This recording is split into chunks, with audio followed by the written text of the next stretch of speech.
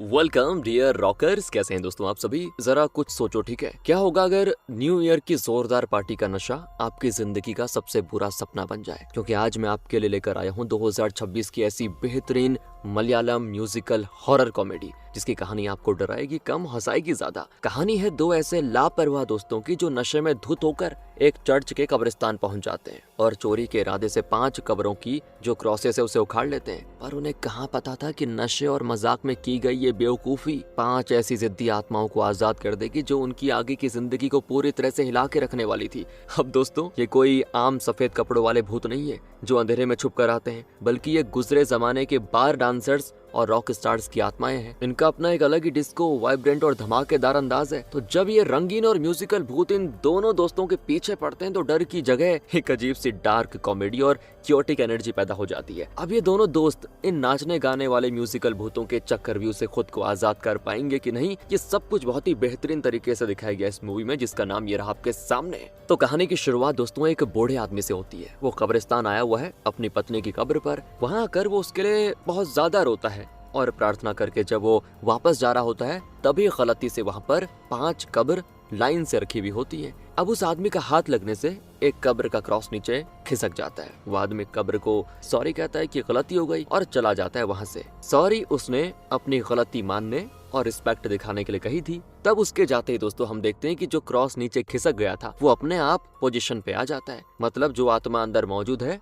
उसे पसंद नहीं आया कि क्रॉस नीचे गिरा रहे, इसीलिए उसने खुद ही क्रॉस सही कर लिया। जो सीन बड़ा डरावना भी है, थोड़ा अजीब सा भी है। इसके बाद दोस्तों हम धनुष नाम के आदमी को देखते हैं। ये और उसके दोस्त मिलकर डांस ग्रुप चलाते हैं। मतलब इनका काम है जहाँ पर भी ऑर्डर मिले उस जगह को सजाना, वहाँ डांस और म्यूजिक का बंदोबस्त करना। हाल फिलहाल में इन्हें एक होटल में न्यू ईयर पार्टी का काम मिला है, तो इन्हें सजाना होगा होटल को और पार्टी एकदम धूम धड़ाके से होनी चाहिए। इस ऑर्डर से पहले इनके पास कुछ बढ़िया ऑर्डर्स नहीं आ रहे थे, तो ये इनके लिए एक बेस्ट ऑर्डर है दोस्तों। इससे पहले ये लोग खाली बैठे थे, तो अब इन्हें उम्मीद होती कि चलो कुछ तो पैसों का बंदोबस्त हो जाएगा। धनुष की कंडीशन की बात करूं तो बड़ी खराब है। रेंट देने के लिए भी पैसे नहीं है उसके पास। माँ उसको अक्सर चिल्लाती रहती है कि कुछ दोबारा से अच्छा काम कर ले, लेकिन धनुष को डांस ही पसंद है, इसीलिए वो दूसरा कुछ नहीं करने वाला। इसके बाद दोस्तों धनुष होटल आ जाता है और मस्त पार्टी की तैयारी होती है। सारे लोग उसको एंजॉय करते हैं, लेकिन इनका शोर शराबा इतना ज्यादा है कि आस पड़ोस के बदमाश लोग वहाँ पे आकर पार्टी बंद करने को कहते हैं। क्योंकि होता ही यार, शोर से उनका दिमाग खराब हो रहा था, इसीलिए कहते हैं वो बंद करो इसको। और जिसने ये पार्टी करवाई थी वो तो उन्हीं को चिल्लाने लग जाता है कि तेरे बाप के पैसे से पार्टी नहीं कर रहे, निकल जा यहाँ से। फिर क्या था दोस्तों, पार्टी लफड़े में बदल जाती है। जो जिसको देख रहा था उसी को पकड़ के मार रहा था। सारे लोग एक दूसरे से लड़ने लग जाते हैं। धनुष भी डर के मारे अपनी वैन में आकर बैठ जाता है चुपचाप। उसको पता था कि हो गया काम, पूरी पेमेंट भी नहीं मिली थी और पार्टी का कबाड़ा हो गया, तो बाकी के पैसे तो मिलेंगे नहीं अब। तब उसकी वैन में राजू नाम का बंदा भी बैठा होता है। वो भी लड़ाई से बचते बचते वैन में आ गया था। ये दोनों जल्दी से वहाँ से बचकर निकलते हैं दोस्तों। तब तक पार्टी कर रहे सभी लोग एक दूसरे को घायल कर चुके थे लड़ाई की वजह से, लेकिन ये दोनों सही सलामत बच गए थे। अब आगे बढ़ते बढ़ते ये दोनों एक कब्रिस्तान के पास आकर पहुंच जाते हैं। दोनों ही सोचते हैं कि चलो रात यहीं पे गुजार लेते हैं, कौन ही हमें ढूंढ पाएगा। इसीलिए मस्त दारू शराब निकालकर दोनों कब्रिस्तान में नशे में चूर हो जाते हैं। इन्हें मतलब होश नहीं होता कि दोनों कहाँ पे मौजूद हैं। नशे की हालत में उन्हें सामने 5 कब्र एक लाइन से नजर आती हैं। ये दोस्तों वही कब्रें थी जिन्हें हमने शुरुआत में देखा था। बाकी सभी कब्र पर लकड़ी का क्रॉस होता है, लेकिन सिर्फ इन 5 पर पीतल का होता है। वो थोड़ा वजनदार लग रहा था। अब ये दोनों नशे में ही प्लान बनाते हैं कि क्यों ना यार इन 5 को चुरा लेते हैं, थोड़ा बहुत बेच लेंगे, मजा आ जाएगा पैसों का। धनुष भी सोचता है कि पार्टी से तो पैसे मिलने से रहे, इसलिए ये जुगाड़ तो बढ़िया है। तो ये दोनों मिलकर अपनी जिंदगी की सबसे बड़ी गलती कर देते हैं, उन 5 क्रॉस को निकालकर, और उसे लेकर ये दोनों अपनी वैन में डाल देते हैं। इसके बाद आते हैं दोनों वापस होटल, इस उम्मीद में कि शायद अब सब कुछ शांत हो गया होगा। शांत तो हो गया था सब, लेकिन सभी वहाँ पे अधमरे पड़े थे। किसी का हाथ टूटा था, किसी का पैर टूटा हुआ था। ये दोनों सोचते हैं कि अच्छा हुआ हम भाग गए, नहीं तो हमारा भी यही हाल होता। इसके बाद ये दोनों अपने कमरे में क्रॉस रखकर वहीं पे आराम करके सो जाते हैं। लेकिन दोस्तों कुछ देर ही हुई थी कि तभी उनके कमरे में डिस्को लाइट्स जलने लग जाती हैं। राजू की जैसे ही आंख खुलती है ना, वो सामने 5 लोगों को देख पाता है। सभी का कॉस्ट्यूम किसी डांसर जैसा लग रहा होता है, वो भी मानो 30 से 40 साल पहले वाले, एकदम विंटेज। तो राजू उनसे कहता है तुम लोग अंदर कैसे आए रे, भागो यहाँ से, चैन से सोने भी नहीं देते।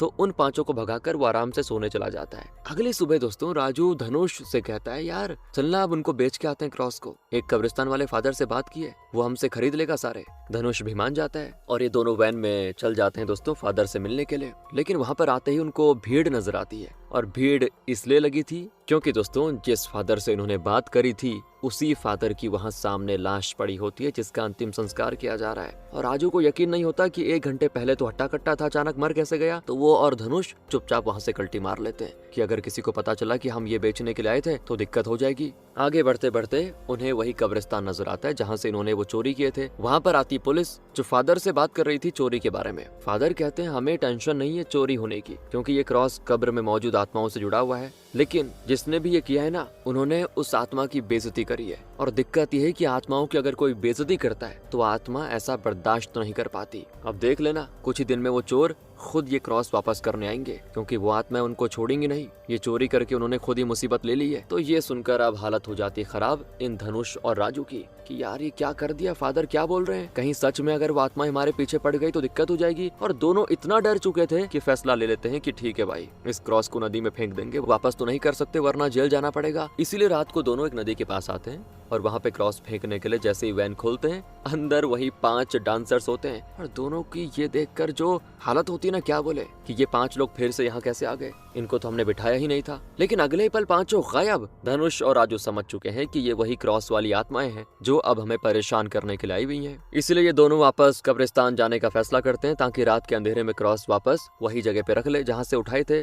लेकिन यहाँ पे तो दिक्कत है, क्योंकि रास्ते में पुलिस उन्हें पकड़ लेती है और क्योंकि धनुष ने शराब पी के रखी थी और वो ड्रिंक एंड ड्राइव कर रहा था इसीलिए जेल हो जाती है। लेकिन उसकी गर्लफ्रेंड पिंकी वहाँ पर आकर उसको छुड़ाती है। तब तक राजू धनुष से कहता है कि यार वो आत्माएं भी वैन में हैं, हम बचेंगे नहीं, वो हमें मार देंगी। तो पिंकी हैरान की क्या बकवास कर रहे हो तुम। धनुष उससे कहता है ये सच कह रहा है, हमारे पीछे 5 आत्माएं पड़ी हुई हैं, तुम इन 5 लोगों को देख रही हो क्या, ये 5 आत्माएं हैं। लेकिन पिंकी को तो कोई नजर ही नहीं आ रहा होता है, क्योंकि वो क्रॉस चुराने का काम नहीं करती ना, और आत्माएं उन्हीं को दिखेंगी जिन्होंने क्रॉस चुराए। इसीलिए पिंकी धनुष से कहती है लगता है नशा ज्यादा हो गया है तुमको, आइंदा से इतना ज्यादा मत करना वरना बेल भी नहीं करवाऊंगी, पहले बता रही हूँ। और पिंकी के जाने के बाद ये दोनों एक दूसरे लड़के को पकड़ कर कहते हैं कि भाई भाई एक बात बता यार, क्या तुझे ये 5 लोग दिखाई दे रहे हैं। वो लड़का कहता है मेरे को तो तुम दोनों के अलावा कोई नजर नहीं आ रहा। और धनुष को अब समझ नहीं आता कि यार सच में ये आत्माएं सिर्फ हमें क्यों नजर आ रही हैं, कहीं ऐसा तो नहीं कि हमारा ही गेम बजाएंगी बस। तो वो लड़का कहता है वैसे मैं एक बंदे को जानता हूँ जो तुम्हारा इलाज कर सकता है,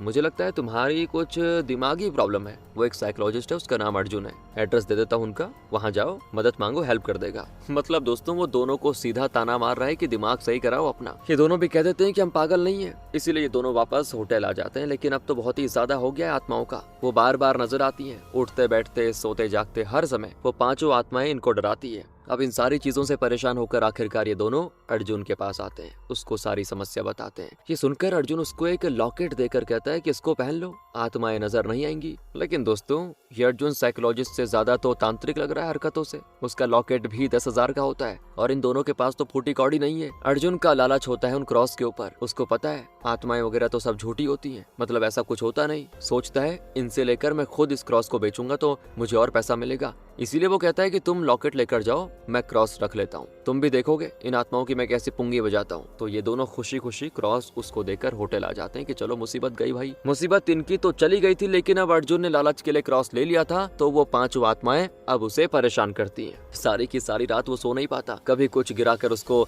मारने की कोशिश करते हैं तो कभी कुछ। इससे वो समझ जाता है कि यार गलती हो गई, ये क्रॉस सच में भूतिया है। अब यहाँ से परेशान होकर वो आत्माएं वापस से धनुष और राजू को परेशान करने पहुंच जाती है। उनके शोर और चीखने से पूरे होटल को पता चल जाता है कि होटल में आत्माएं हैं। सभी डर चुके थे। एक महिला को बुलाया जाता है जो मतलब झाड़ फूंक करके आत्माओं को भगाएगी, लेकिन उसका भी क्या बोले यार, खुद ही डर कर भाग जाती है आत्माओं के प्रेजेंस को महसूस करने के बाद। अब वहाँ पर अर्जुन भी आ जाता है। वो सारे क्रॉस दोस्तों वापस धनुष और राजू को देने के लिए आया हुआ है। वो कहता है भाई नहीं चाहिए मुझे, ये लोग तो मुझे मार डालेंगे, बड़ी खतरनाक आत्माएं हैं ये। धनुष कहता है कि तो मैं तो पहले ही कह रहा था, तुम ही थे जो कह रहे थे झूठ है, वैसे अब तुम भी फंस चुके हो। तो अर्जुन कहता है काम करते हैं, फादर से अकेले में जाकर मिलते हैं, उनसे तुम दोनों माफी मांग लेना कि तुमने गलती से क्रॉस चुरा लिया, वो माफ कर देंगे। इससे हो सकता है आत्माएं वापस चली जाएं, दूसरा कोई रास्ता भी नहीं है। तो ये दोनों फादर को आकर सारी बातें बताते हैं और पुलिस को शिकायत ना करने को कहते हैं, जिस पर फादर सिंपल सी बात कहते हैं कि देखो मैं तो तुम्हें माफ कर दूंगा, लेकिन उन आत्माओं का क्या, तुमने जो उनके साथ किया, जो उनकी बेइज्जती करी, वो बहुत ही गलत है।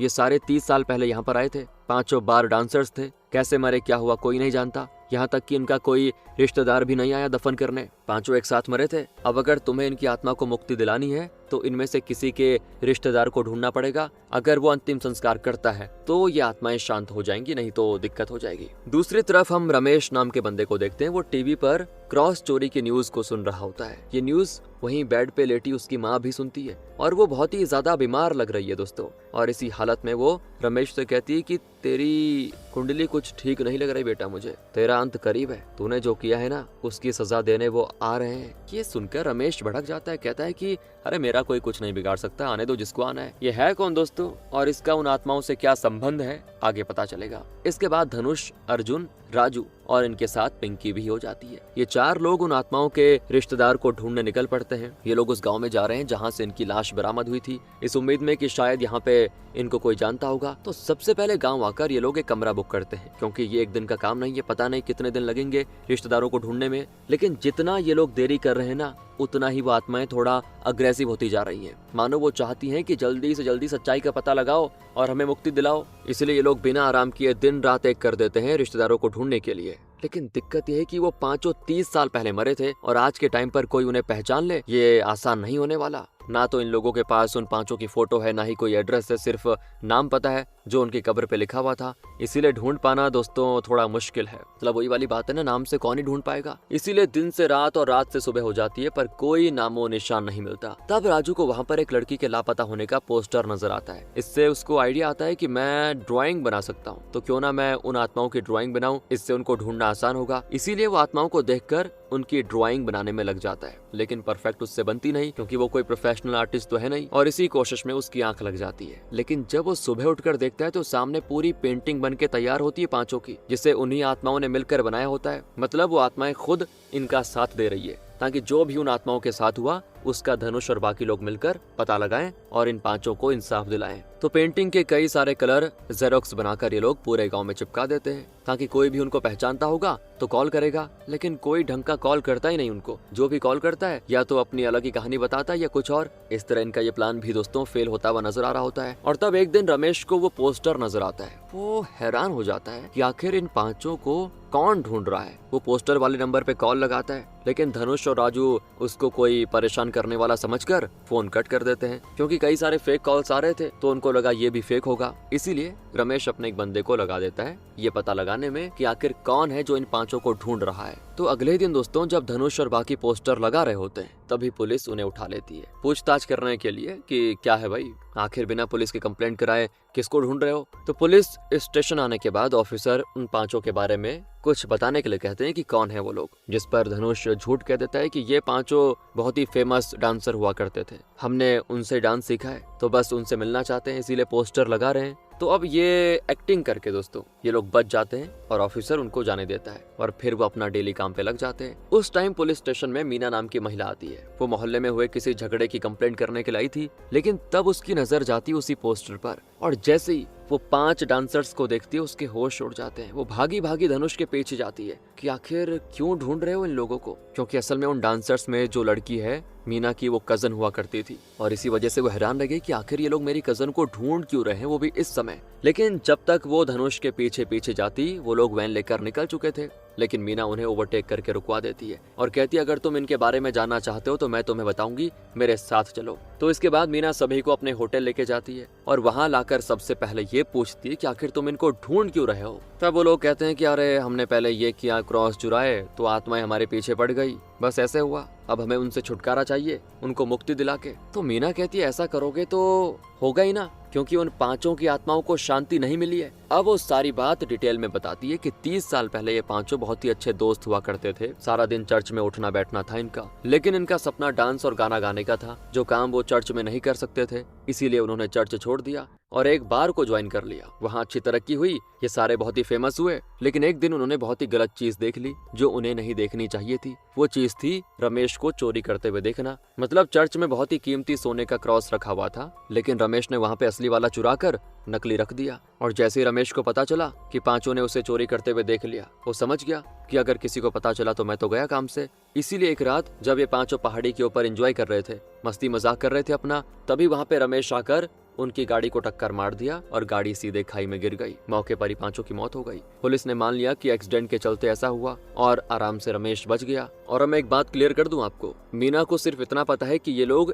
एक्सीडेंट में मरे, उसे नहीं पता कि इसके पीछे रमेश है। ये तो मैंने आपको कहानी बताई, ठीक है, मीना को नहीं पता। और इसी वजह से दोस्तों रमेश की माँ उससे कह रही थी कि तेरे पापों का घड़ा भर चुका है तो मरेगा जल्दी, क्योंकि उन पांचों की आत्माएं वापस आ चुकी है। तो अब रमेश धनुष और बाकियों के पीछे पड़ा हुआ है। उसको पता है कि अगर ये लोग डांसर्स के बारे में पता लगाने आए हैं और पता लगा लिया तो दिक्कत हो जाएगी, इसीलिए वो धनुष और बाकियों को जान से मारना चाहता है। इधर धनुष और बाकियों के पीछे एक बार फिर से मीना पड़ जाती है। उसको डाउट हो रहा होता है कि ये लोग डांसर्स के बारे में पता करने आए हैं, कहीं ऐसा तो नहीं कि उनके मरने में इनका भी हाथ हो। इसीलिए वो उन पर गन पॉइंट करते हुए कहती है कि देखो सारी सच्चाई सही सही बताओ वरना बहुत ही बुरा होगा। फिर वो लोग उसको सारी सच्चाई बताते हैं कि हमें सच में उनकी आत्माएं दिखाई देती हैं, उन्हीं की मदद से ये पेंटिंग तैयार हुई और उन्हीं के कहने पर अपराधियों को सबक सिखाने के काम पे लगे हुए हैं हम। मीना कुछ और सोच समझ पाती तब तक वहाँ पे रमेश भी गन लेकर आ जाता है और सभी से कहता है कि मैं ही वो इंसान हूँ जिसने उन सभी को मारा और अब तुम लोग भी नहीं बचोगे। वो सभी के ऊपर हमला करने लग जाता है और वो लोग अपने आप को बचाने की कोशिश कर रहे होते हैं, लेकिन ऐसा लग रहा है दोस्तों कि किसी न किसी को वो नुकसान पहुंचा देगा। तब तक उन डांसर्स की आत्मा धनुष को पजेस कर लेती है, क्योंकि उनका गुनहगार उनके सामने खड़ा है, इसलिए आत्माएं भी थोड़ा गुस्से में आ गई और धनुष के शरीर का इस्तेमाल करके रमेश को बहुत मारते हैं, मार मार कर उसकी हालत खराब कर देते हैं। तभी झगड़ा देखकर वहाँ पर आती पुलिस, लेकिन वो डांसर्स पुलिस की गाड़ी का ब्रेक फेल कर देते हैं। इससे होता यह है कि गाड़ी सीधे रमेश से टकरा जाती है और वो सीधे खाई में गिर जाता है, ठीक उसी तरह जैसे उसने इन डांसर्स को मारा था। आखिरकार इनका बदला पूरा हुआ और वो आत्माएं धनुष और बाकियों का शुक्रिया करके हमेशा हमेशा के लिए गायब हो जाती है। इसके बाद मीना के हाथों उन पांचों का रीति रिवाज के साथ अंतिम संस्कार होता है और उनके कब्र पर वापस से वही क्रॉस लगा दिया जाता है। धनुष को पैसों की वजह से कमी थी, इसीलिए जो आत्माओं वाला हादसा हुआ था उसके साथ उस पर वो एक पूरी कहानी लिखता है जो प्रोड्यूसर वगैरह को बड़ी पसंद आ जाती है। मतलब अब नए तरीके से धनुष का करियर चल पड़ा, वो राइटर बन चुका है। लेकिन आज भी कभी कभी उसको परेशान करने, उसके मजे लेने के लिए आत्माएं उसको देखती रहती हैं, बस ऐसे मजाक के लिए। इसी के साथ दोस्तों कहानी खत्म होती है। मिलते हैं आपसे अगली वीडियो में। अच्छी लगी हो तो लाइक करें, शेयर करें। Thanks for watching.